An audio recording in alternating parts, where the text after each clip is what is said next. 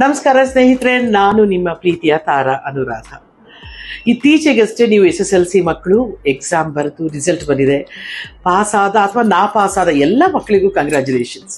ಯಾಕಂದರೆ ಇದೇನು ಬಿಗಿನಿಂಗ್ ರೀ ನಿಮ್ಮ ಕೆರಿಯರಲ್ಲಿ, ಇದೇನು ಎಂಡಲ್ಲ.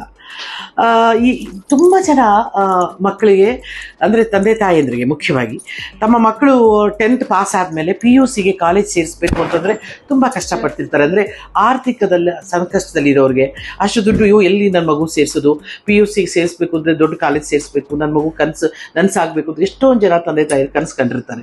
ಹಾಗೆ ಎಷ್ಟೋ ಮಕ್ಕಳು ಕೂಡ ನಾನು ಒಳ್ಳೆ ಕಾಲೇಜಿನಲ್ಲಿ ಓದಬೇಕು ಅಂತೆಲ್ಲ ಆಸೆ ಪಟ್ಟಿರ್ತಾರೆ. ಅಂಥದಕ್ಕೆ ಒಂದು ಸುವರ್ಣ ಅವಕಾಶ ಇದೆ ರೀ ಈಗ.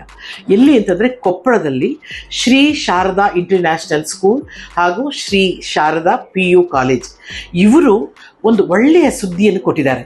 ಅದನ್ನು ನಾನು ನಿಮಗೆ ತಲುಪಿಸ್ತಾ ಇದ್ದೀನಿ.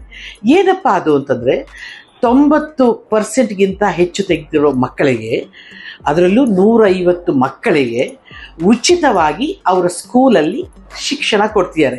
ಅಂದರೆ PUಗೆ ಫ್ರೀ ಎಜುಕೇಷನ್ ಕೊಡ್ತಿದ್ದಾರೆ. ಅಷ್ಟೇ ಅಲ್ಲ ರೀ, 94% ತೆಗೆದಿರೋ ಮಕ್ಕಳಿಗೆ ಹಾಸ್ಟೆಲ್ ಕೂಡ ಫ್ರೀ. ಹಾಸ್ಟೆಲ್ಲು, ಊಟ, ತಿಂಡಿ ಎಲ್ಲ ಫ್ರೀ.